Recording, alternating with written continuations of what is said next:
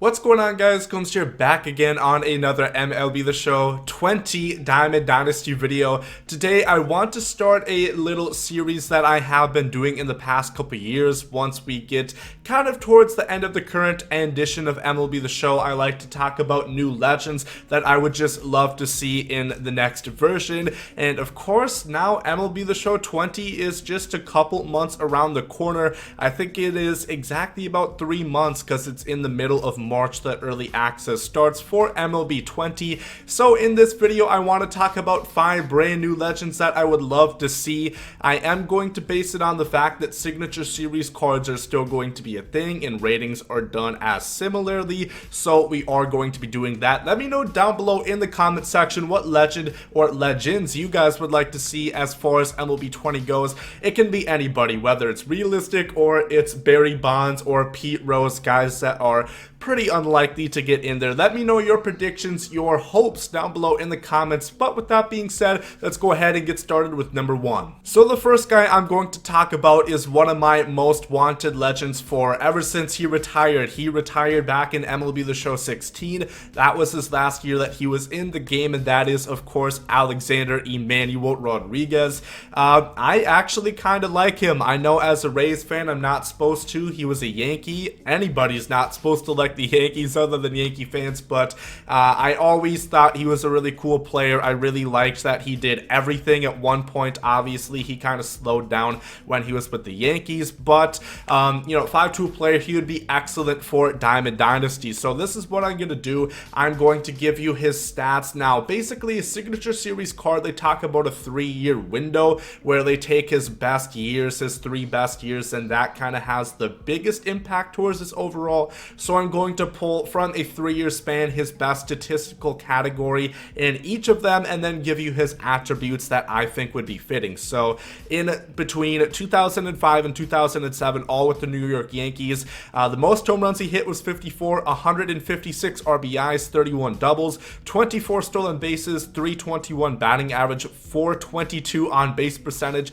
and 1067 OPS. So that is fantastic. The RBIs and the home runs are all in the same year. That was in 2007, I believe, when he won the MVP. And then I also went ahead and looked at all of these guys' splits, so their attributes should be more or less pretty accurate. This is what I would give Alex Rodriguez, obviously 99 overall, 115 contact right, 102 contact left, 125 maxed out power versus righties, 110 power versus lefties, 95 vision, 70 speed, and 82 fielding. So of course this is not Seattle A-Rod where he was better defensively and a lot more spry, but he wasn't slow by any means at this point. You know, when it's the mid 2010s, he definitely lost a lot or almost all of his speed, but he still got around a little bit. Like I said, 24 stolen bases was his best.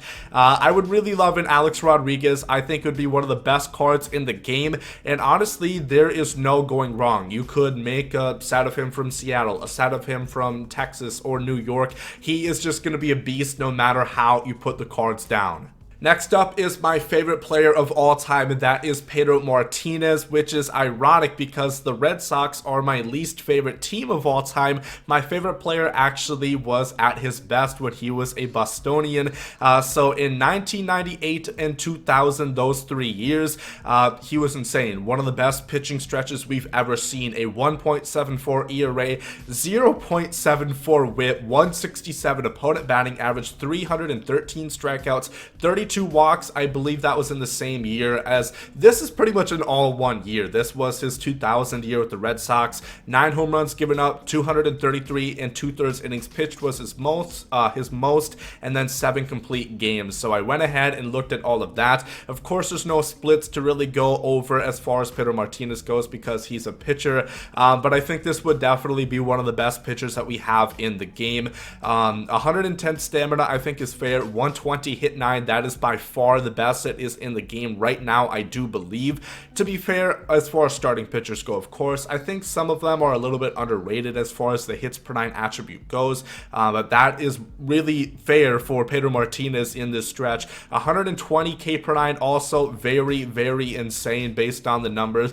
100 walks per nine, I think maybe that could go down to 95 or 90, but it would definitely be at least 90 for him.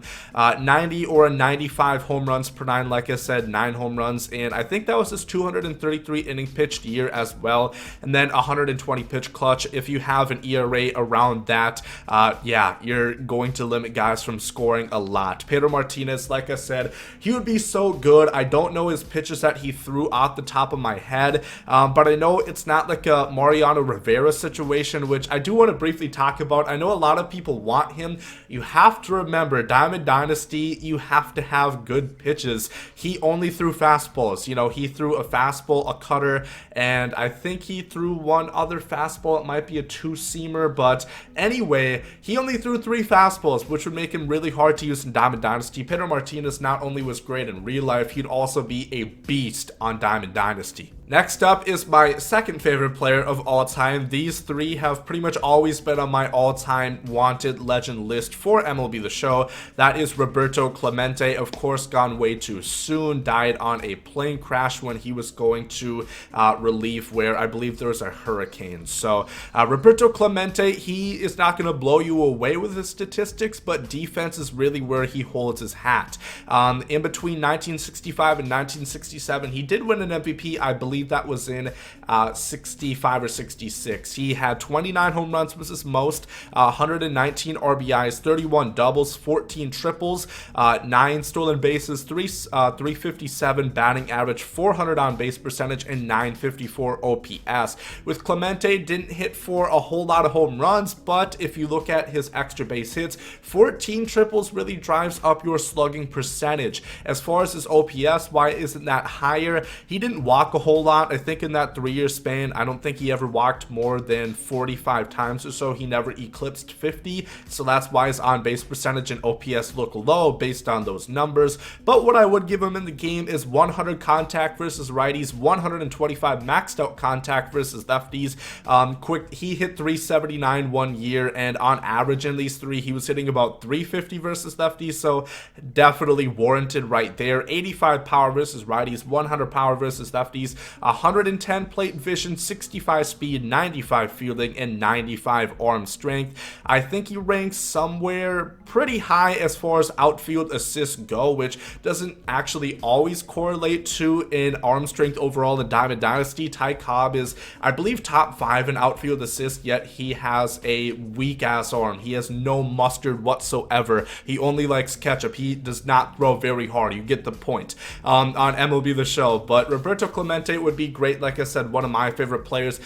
Just kind of does everything well. Once again, high contact, good enough power, and great defensively. Mickey Mantle. I know we've seen a lot of Yankee legends in the game. We have a ton. We got Babe Ruth. This year we got Don Mattingly and Lou Gehrig, but there's just so much history there. You kind of have to pay respect, and Mickey Mantle would be great for Diamond Dynasty yet again. For him, we are looking between 1955 and 1957. The most home runs he hit in a single season was 52, 130 RBIs, 28 doubles, 11 triples, which kind of surprised me for Mickey Mantle, 16 stolen bases, a batting average of 365, 512 on base percentage. That's Barry Bonds numbers damn near, and 1,177 OPS. So once again, phenomenal numbers from Mickey Mantle. Now what I would give him in the game, he's a bit interesting because in 1955 against righties he only hit 281, and then he started hitting 340 the following years. But I would give him 110, 115 contact versus righties. Maxed out contact versus lefties, he hit 421 versus lefties in 1957. 120 power versus righties and 125 power versus lefties, both having years of about 720 or higher OPS versus each righties and lefties. 90 vision, he did strike out. He was actually one of the leaders around that time when he was playing in strikeouts. About 70 speed, I'm not too sure. It's kind of harder to tell with guys at that who played a long time ago. And then about 75 fielding, I couldn't find a whole lot of information about that, but based on his defensive WAR, he is a negative player, so I just gave him around Ted Williams, Babe Ruth defensive rating. Mickey Mantle would be insane. He would be another guy with insane offensive attributes. Not the best defensively, but he's going to make up for that with his bat. And last but not least, we are going back to the AL East. 4 out of 5 players on this list from the AL East, 4 out of 5 players from the same 2 teams. We're talking about David Ortiz, Big Papi, a very beloved player. Like I said, I don't like the Red Sox. There's very few players in their history I've liked. I like Pedro, I like David Ortiz, and there's a few more, but that's not ramble on. Big Papi would be great. Once again, retiring in 2016, had the same last year in MLB The Show as Alexander Rodriguez. And I think he would be great for Diamond Dynasty. We have a lot of first basemen already who aren't great fielding wise, but once again, his swing is so good. He's what I use on my Road to the Show player, and even my cap now I switched as well. I love his swing, and let's look at the numbers. 54 home runs, 148 RBIs, 52 doubles, 2 triples, 3 stolen bases, 332 batting average, 445 on base percentage, and 1066 OPS. All translating in the game. He's a bit interesting because he started off for my hometown Minnesota Twins, didn't do all that well at all. They let go of him. The Red Sox got him, and the rest is history. Won many championships, never won an MVP, but he was very close a couple times. I think he finished runner-up to A-Rod, I believe. I could be wrong about that. I would give him 105 contact versus righties, 90 contact left, 125 maxed out power versus righties, 100 power versus lefties, 90 vision, 25 speed, and 60 fielding. Both of those, to be honest, are a little bit generous, but I wanted him to have bronze fielding, and come on, he's got to have some sort of speed. I thought, when he wasn't as big with the Minnesota Twins, maybe he's going to have about 25 speed, but once again, put that swing in with the lefty bat, in with those attributes, and he is going to go off for you, especially versus righties. He was the hardest to do out of these 4 hitters that I took because he was very kind of bipolar as far as his numbers go sometimes. Like versus lefties, he had 302, then 278, then 308.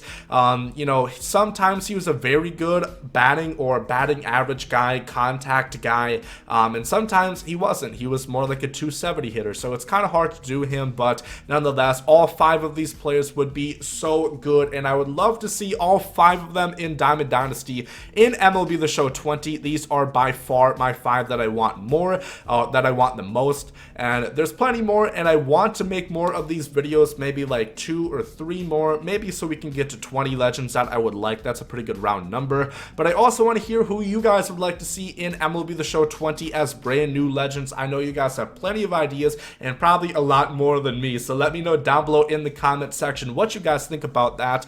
Like I said, it's not too far away. It's only a couple more months to wait, and we are in MLB The Show 20, and as soon as February, we are going to start seeing live streams, getting more details about the new modes, getting more information about what we can come to expect. So it should be a really great couple of months until MLB 20 comes out. But if you guys enjoyed this video, make sure to leave a like down below. Hope you guys are great today. There's some sound. Yeet. Love is love, and hate is hate. To die is an awesome adventure, and I can hardly wait. Earth is a prison, I need a great escape. You know I'm in my zone when I'm up in outer space. You know I'm in my zone when I'm up in outer space. You know I'm in my zone when I'm up in outer space. You know I'm in my zone. You know I'm in my zone. I took a bite of the glory.